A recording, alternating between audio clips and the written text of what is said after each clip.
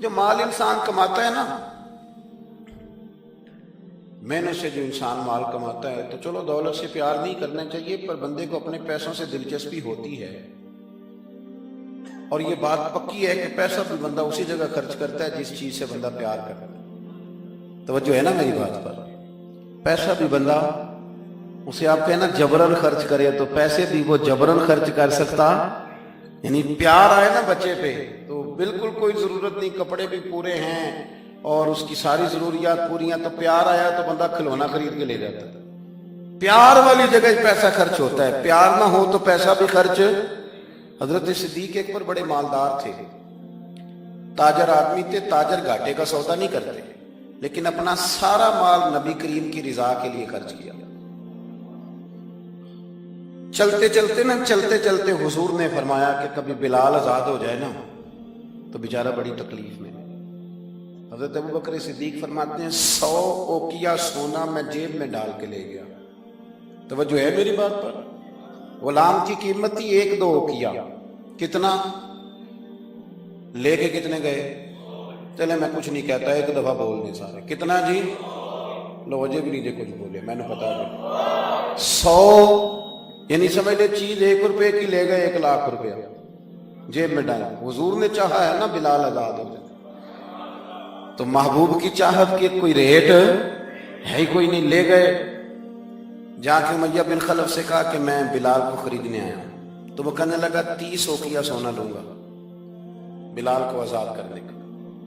آپ کا تو مجھے نہیں پتا، میں دیہاتی آدمی ہوں، دیہاتوں میں نا کبھی کوئی بیل، کوئی بھینس، کوئی گائے خریدنے جاتے تھے تو جس نے نہیں نہ بیچنی ہوتی تھی وہ بڑے مہنگا ریٹ بتا دیتا تھا، اور سامنے والا کہتا تھا لگتا ہے تیرا پروگرام نہیں دے گا، یہی ہوتا تھا نا، تو پیسے اتنے مانگ لیے تو دینے نہیں چاہتا۔ تو حضرت بلال حبشی کو کتنے پیسے بھائی؟ اس نے کہا جی 30 اوقیہ۔ وہ کہتا میں نے اتنے مانگے تھے کہ کوئی دے سکے، میں نے بڑے پیسے مانگے، اب کہا نا 30۔ تو ابوبکر صدیق فرماتے میں تو 100 لے کے گیا تھا، کہتے میں نے 30 نکالے اور دے دیے۔ حضرت بلال کو آزاد کرایا۔ امیہ بن خلف کہنے لگا ابوبکر تو تاجر بندہ ہے، سیانہ بندہ ہے، ایسے تو نہیں تھا نا کہ کوئی بندہ باہر سے آیا ہے، تو مکے کا باسی اور زمانہ تجھے جانتا ہے، اگر تو 1 اوقیہ سونے پہ اڑ جاتا نا کہ میں صرف 1 اوقیہ میں بلال کو خریدوں گا، 1 میں، تو امیہ کہنے لگا میں 1 پر بھی بیچنے میں تیار تھا، میں نے تو 30 اس لیے مانگے تھے کہ تو چلا جائے، اور میں نے 30 مانگے تو تو نے 30 دے دیے، حالانکہ تو 1 اوقیہ پہ ضد کرتا تو میں دے دیتا۔ حضرت ابوبکر صدیق مسکرائے، فرمانے لگے تو ابھی کافر ہے، تجھے ابھی ایمان کے ذائقے کا پتہ نہیں، یہ تو ابھی تو آشنا نہیں نا، تجھے کیا پتا ہو یہ بھی ایک مزہ ہے، تجھے پتہ نہیں نا یہ بھی ایک ذائقہ ہے، یہ بھی ایک سرور ہے، تو ابھی اس سرور سے دور ہے۔ وہ اقبال کہنے لگے نا بے خطر کود پڑا آتش نمرود میں عشق، عقل تھی محو تماشائے لبے بام ابھی، اور پھر کہنے لگے پختہ ہوتی ہے اگر مصلحت اندیش ہو عقل، اور عشق ہو مصلحت اندیش تو ہے خام ابھی، اور پھر کہنے لگے عقل عیار ہے۔ عیار کا سادہ ترجمہ مکار ہوتا ہے، عقل عیار ہے، 100 بھیس بنا لیتی ہے۔ دیکھیں عقل کو عیار کا، عقل عیار ہے، 100 بھیس بنا لیتی ہے، عشق بیچارہ، پہلی بات یہ دیکھیں کتنی تگڑی کر دی، وہ عیار ہے اور یہ بیچارہ، عقل عیار ہے 100 بھیس بنا لیتی ہے، عشق بیچارہ، نہ ملا ہے نہ زاہد نہ حکیم، بیچارہ جو ہوا ہے بیچارہ تو لہذا کچھ بھی نہیں۔ تو وہ امیہ کہنے لگا تو 1 پہ اڑ جاتا تو میں 1 کا بھی دے دیتا، تو صدیق اکبر ہنسے، جناب بلال کا بازو تھاما، کہنے لگے امیہ تیرا کیا خیال ہے میں نے کبھی جھوٹ بھی بولا ہے؟ امیہ کہنے لگا نہیں آپ تو صدیق معروف ہیں۔ تو حضرت صدیق اکبر کہنے لگے امیہ سن پھر، تو کہتا ہے نا کہ تو 1 پہ اڑتا، میں 1 پہ اڑتا تو تو 1 کا بھی بلال دے دیتا، اور میرا دعویٰ یہ ہے کہ تو نے 30 مانگے، تو 100 مانگتا تو میں 100 کا بھی بلال خرید لیتا، تو اس لیے کہ یہ حضور کی چاہت ہے۔ آپ سمجھ لیں کہ مال وہاں خرچ ہوتا ہے جہاں انسان کو بڑا پیار۔ آپ نے سنا ہوا ہے، میں زیادہ تفصیل میں نہیں جاؤں گا، آپ نے سنا ہے کہ حضرت عمر فاروق گھر کا آدھا مال لے آئے، آدھا لانا بھی کوئی آسان کام 2.5% زکوٰۃ ہوتی ہے، پر جن کو دینی پڑتی ہے نا وہ بیچارے 15 مفتیوں سے فتویٰ لیتے ہیں کہ کتنوں کو 2 لاکھ بچ ہی جائے تو چنگا ہے۔ وہ 15 مفتیوں سے پوچھتے ہیں کہ کوئی گنجائش ہے، اب بہن بھی حصہ مانگ رہی ہے، فلانا بھی مسئلہ ہے، قرضے بھی ہیں، کچھ کمیٹیاں، بڑے چکر چلاتے ہیں، حالانکہ دینے کتنے ہوتے ہیں؟ 2.5%۔ 50% دیا حضرت عمر فاروق نے، 50%، آدھا مال۔ کہتے ہیں میں نے سوئی دھاگا بھی آدھا کر لیا، میں نے گھر کے کپڑے بھی آدھے کر لیے، میرا خیال تھا ابو بکر سے جیتنا ہے، ابو بکر سے جیتنا ہے، ہر شے آدھی کر کے لے گیا، لیکن قربان جاؤں۔ کہتے ہیں میں نے سارا مال رکھا، ادھر سے ابو بکر صدیق بھی آئے، جب وہ آئے تو پیر میں جوتا کوئی نہیں، سر پہ ٹوپی کوئی نہیں، لباس پہنا ہوا ہے ٹاٹ کا، تینوں لب دیں آپ گواچے، ٹاٹ کا لباس پہنا ہے۔ آئے کہنے لگے نبی کریم نے جو سوالات کیے نا تو سوالوں میں بڑا فرق تھا۔ حضرت عمر فرماتے ہیں حضور نے جو سوال قائم کیے نا ہم دونوں میں، تو سوالوں میں ہی بڑا فرق تھا۔ مجھ سے حضور نے فرمایا کیا لے کے آئے؟ میں نے کہا تھا ذرا میری بات پہ توجہ کرنا۔ کہتے ہیں مجھ سے سوال یہ ہوا کہ کیا لے کے آئے ہو؟ اور کہتے ہیں ابو بکر صدیق سے یہ نہیں پوچھا کیا لے کے آئے، ان سے پوچھا گھر میں کیا چھوڑ کے آئے ہو؟ کہتے ہیں سوال پہ ہی بات ختم ہو گئی، اور میں کہوں میں تو کتوں جیتنا ہے، یہاں تو سوال ہی الگ الگ ہو گیا ہے۔ مجھ سے پوچھا جا رہا ہے کہ بھلا کیا لے کے آئے ہو؟ تو میں نے کہا یا رسول اللہ آدھا لے آیا۔ اور ابو بکر صدیق سے یہ نہیں پوچھا کیا لے کے آئے ہو، کہا ابو بکر بھلا گھر کیا چھوڑ کے آئے ہو؟ کہتے ہیں وہیں بات ختم ہو گئی۔ ابو بکر صدیق نے بھی بڑا ہی اعلیٰ جواب دیا، یہ نہیں کہا کہ حضور سارا کچھ لے آئے، انہوں نے بتایا کہ حضور میں کوئی لوارث تو نہیں ہوں، یا رسول اللہ میں کوئی کنگال تو نہیں ہوں، حضور میں کوئی چھوٹے موٹے لاجپال کا ماننے والا ہوں، یہ نہیں کہا حضور سارا لے۔ عمر کہتے ہیں اگر حضور کے سوال میں فرق تھا نا تو میرے اور ابو بکر کے جواب میں بھی بڑا فرق تھا۔ حضور نے پوچھا کیا لائے ہو تو میں نے کہا آدھا لایا ہوں۔ ابو بکر صدیق سے پوچھا کیا چھوڑ کے آئے ہو، تو یہ نہیں کہا حضور میں کچھ بھی نہیں چھوڑ کے آیا، بلکہ کہنے لگے یا رسول اللہ میں کوئی کنگال ہوں، میں کوئی لوارث ہوں، حضور گھر میں اللہ بھی چھوڑ آیا ہوں، اللہ کا رسول بھی چھوڑ آیا، بھرا ہوا گھر چھوڑ کے آیا ہوں، سونیا بھرا ہوا گھر ہے میرا، بھرا ہوا۔ بیاں ہو کس زبان سے مرتبہ صدیق اکبر کہ محبوب خدا محبوب ہے صدیق اکبر کا، اور لٹایا راہ حق میں گھر کئی بار، ایک بار نہیں کئی بار لٹایا راہ حق میں گھر کئی بار، اس محبت سے کہ لٹ لٹ کر حسن گھر بن گیا صدیق اکبر، لٹ کر حسن گھر بن گیا۔ اچھا ایک اور بات، کچھ لوگ نا قریب رہتے ہیں پر رضا کو نہیں سمجھتے، قریب رہتے ہیں رضا کو سمجھتے، یہ نہیں سمجھتے کہ ابا جی کی رضا کس بات میں، میرے استاد کی رضا، میرے شیخ راضی کی رضا نہیں سمجھتے، کہانیاں بناتے ہیں، ناراض نہ ہونا، سٹوریاں بناتے ہیں، وہ نہیں جی نہیں ابا جی کو بھی تو پتہ ہے نا میرے بھی بچے ہیں، جی ہاں جی لیکن ہیں تو وہ ابا جی نہ آپ کے، ہیں تو ابا جی نہ، رہیں گے بھی ابا جی، تو اگر ان کو یہ پتہ ہے کہ آپ کے بچے ہیں تو آپ کو بھی تو پتہ ہے نا جو میرے ابا جی ہیں، تو آپ بھی تو تھوڑا خیال فرمائیں۔ ہم کہانیاں بناتے ہیں پر رضا کو سمجھتے۔ حضرت صدیق اکبر نبی کریم کی نا رضا کو سمجھتے تھے، وہ سمجھ گئے تھے کہ سونا کن کاموں میں راضی ہوگا، یہ اس پہلو کو بس سمجھ لیں، جو یہ سمجھ گیا نا وہ پا گیا، وہ جیت گیا، جو یہاں آ گیا نا یہ سمجھ لگ گئی، جو مزاج کو جان گیا، جسے پتہ چل گیا وہ بس نا بات کو سمجھ گیا۔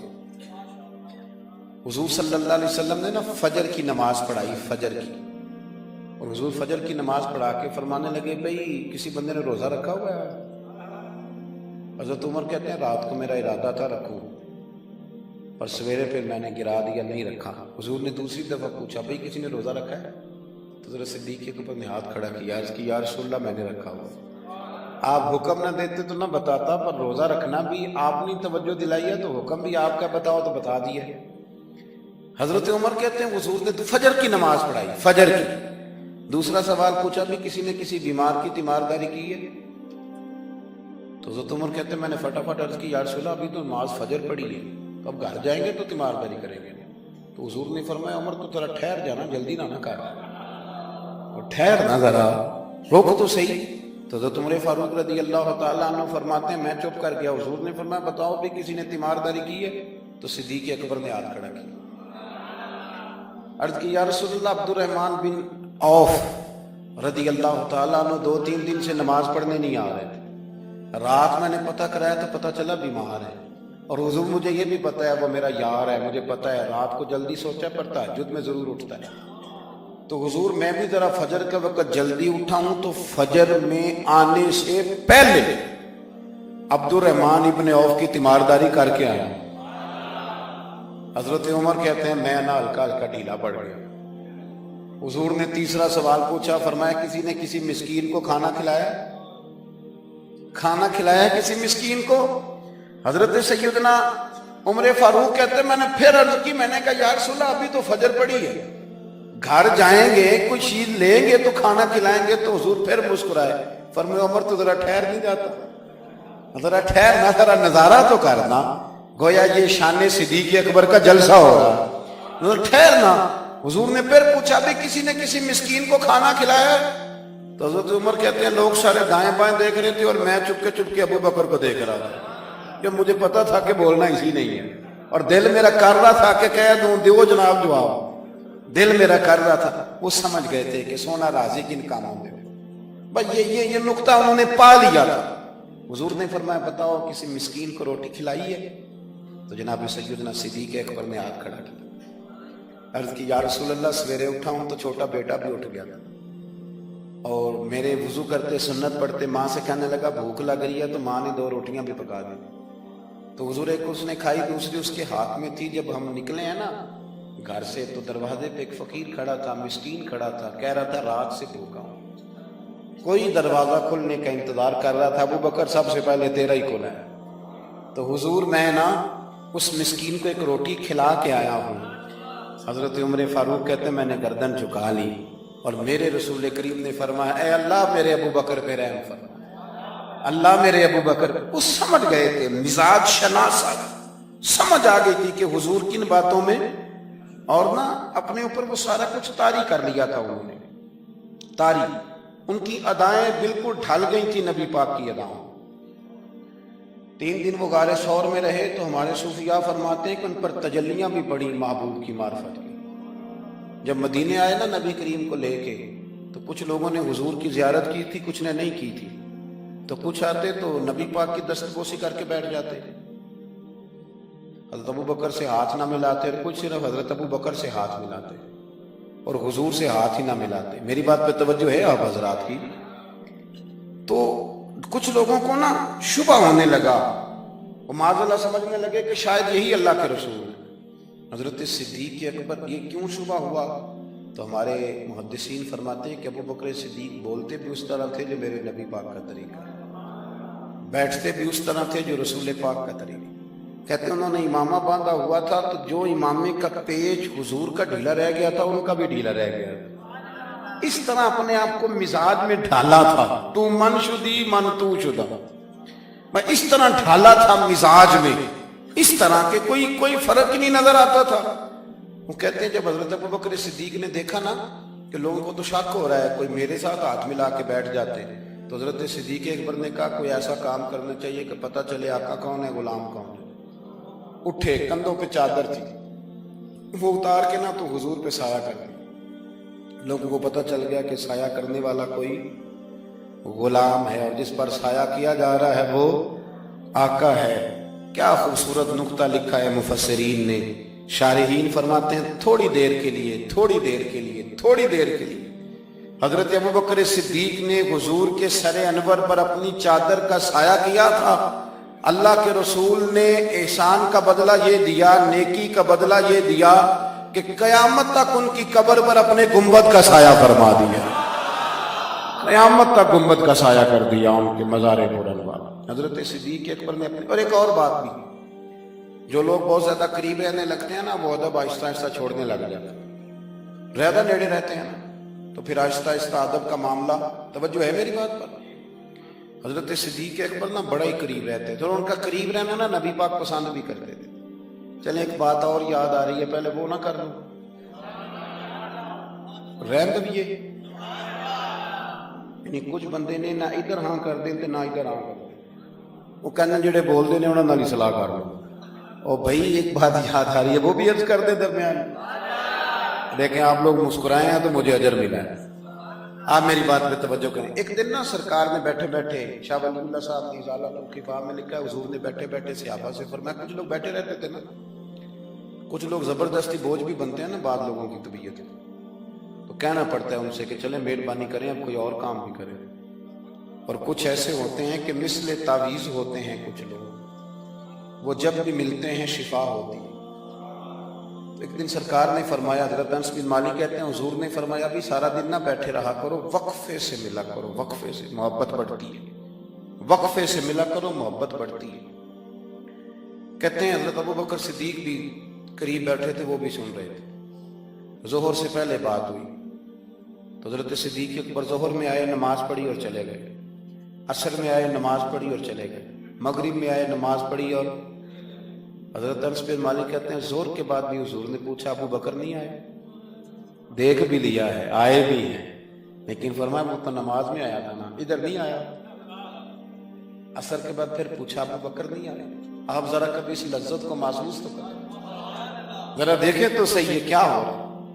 تیسری دفعہ مغرب کے بعد پوچھا انس یار ابو بکر نہیں آیا؟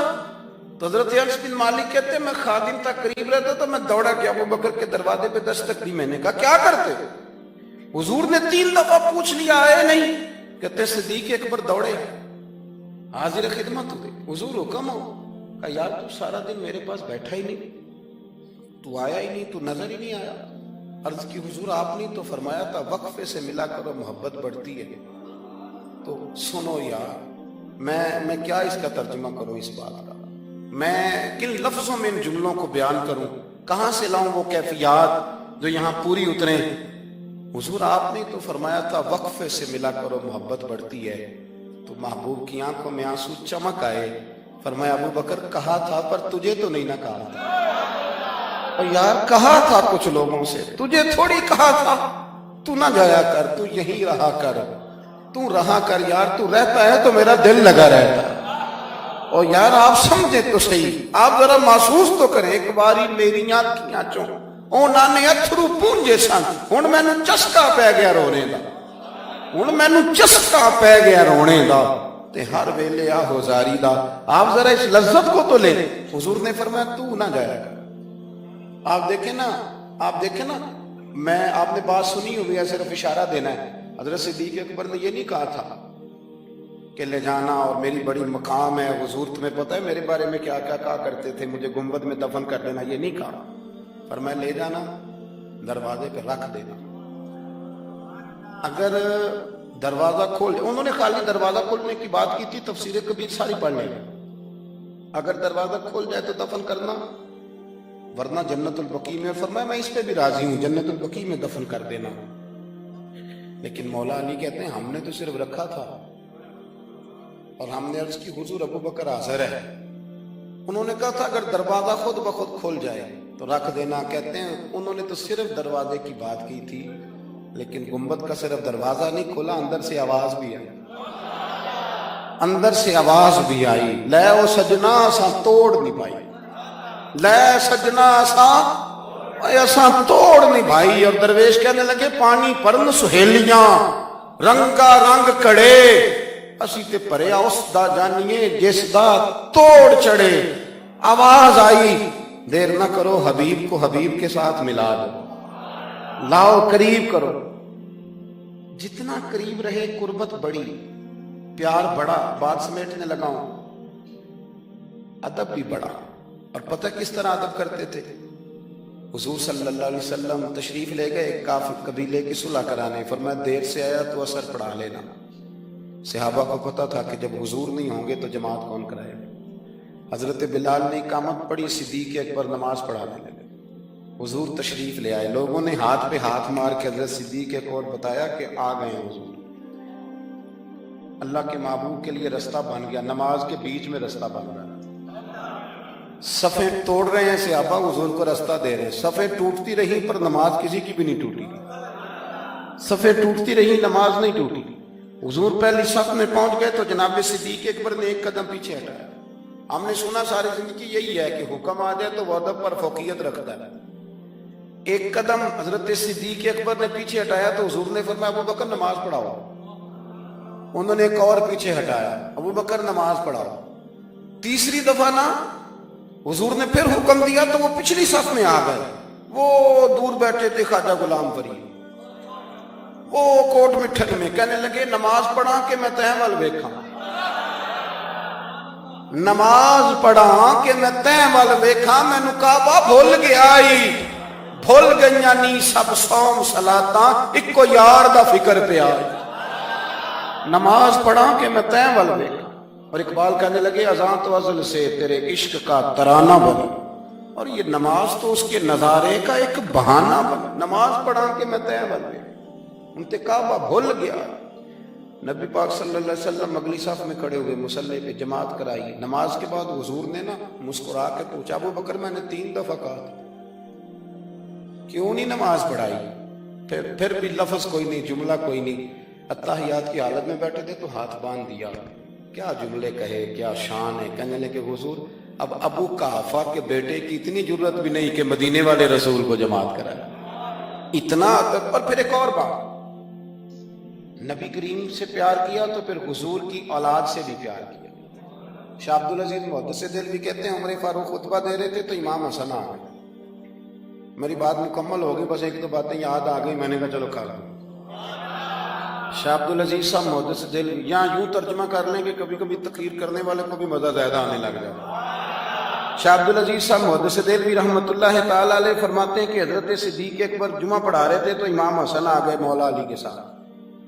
تو بچوں کو بڑا پتہ ہوتا ہے کہ یہ چیز میرے ابا جی کی ہے، یہ میری اماں جی کی ہے، بچے بڑا دھیان رکھتے ہیں۔ تو امام حسن آ گئے تو حضرت صدیق اکبر سے کہنے لگے نیچے اترو نا، ممبر تو میرے نانا کا ہے، مجھے صحیح بتانا کہ جمعے چھوڑ کے بچوں سے بھی باتیں ہوتی ہیں۔ 7-8 سال کے بچے تھے امام حسن، پر معمولی بچے نہیں تھے، حضور کے نواسے، نیچے اترے میرے نانا کا ممبر ہے۔ تو حضرت مولا علی نے پکڑا امام حسن کو، پتر ادھر بیٹھ نماز پڑھ۔